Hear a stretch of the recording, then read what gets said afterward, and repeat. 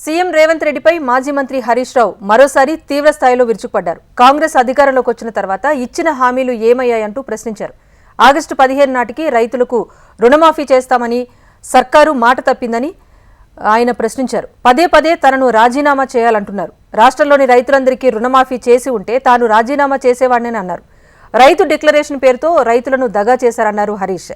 Revanth CM అయిన తర్వాత రైతులు రైతు బంధు కోల్పోయారంటూ మండిపడ్డారు. పాలకులు తప్పు చేస్తే ఆ ప్రాంతానికి అరిష్టం జరుగుతుందని అన్నారు. తెలంగాణ ప్రజలకు అన్యాయం చేస్తే తాము ఊరుకోబోమని హరీష్ రావు హెచ్చరించారు.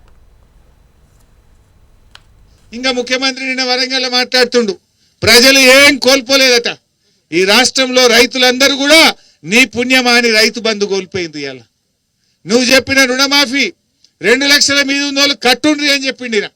కొంతమంది బంగారం అమ్మి 3 రూపాయల మిత్తికి తెచ్చి నమ్మి కడితే ఇవాళ అప్పులు పెరుగుతున్నాయి, మిత్తిలు పెరుగుతున్నాయి, కానీ ఆ రుణం అయితే మాఫీ కాలే, డబుల్ అయింది. ఇప్పుడు ఇటు రుణమాఫీ కాలే, అటు మిత్తిలు పెరుగుతూ ఉన్నాయి రైతులకు.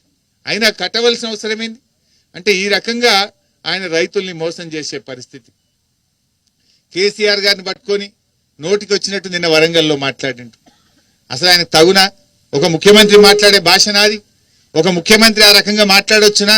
రేవంత్ రెడ్డి మెడలు వంచైనా సరే 6 గ్యారెంటీలు అమలు చేసేదాకా రేవంత్ రెడ్డిని కాంగ్రెస్ నాయకులను ఇడిచిపెట్టాం, ఎట్టి పరిస్థితుల్లో ఇడిచిపెట్టాం. రైతు సీఎం కేసీఆర్ అయితే బూతుల సీఎం ఆయన గా పేరు తెచ్చుకున్నాడు ఏడాది లోపల. ఎవడన్నా ప్రజలకు మేలు చేయాలి, నోరిప్పితే బూతులే. ప్రజలకు ఏం పని చేసినావు? నీ ఏడాది పాలన అయింది. నీ ఏడాది పాలనలో ఎన్ని ఎగబెట్టినావు, ఎన్ని అమలు చేసినావో చెప్పాలి కదా.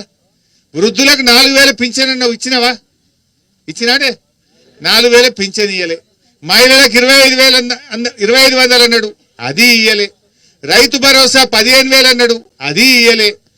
విద్యార్థి భరోసా కార్డు అన్నాడు, అది ఇయ్యలే. చివరికి ఇండ్లు అన్నాడు, ఇయ్యాలి వరకు ఒక ఇల్లు కట్టలే, కూలగొట్టింది తప్ప ఒక ఇల్లు అయితే కట్టలే. హైదరాబాద్ లో మూసి అని హైడ్రా అని గరీబోల ఇల్లు కూడా కొట్టింది తప్ప ఏడాది రేవంత్ రెడ్డి పాలనలో ఒక్క ఇల్లు కూడా కట్టిన పాపాన పోలే.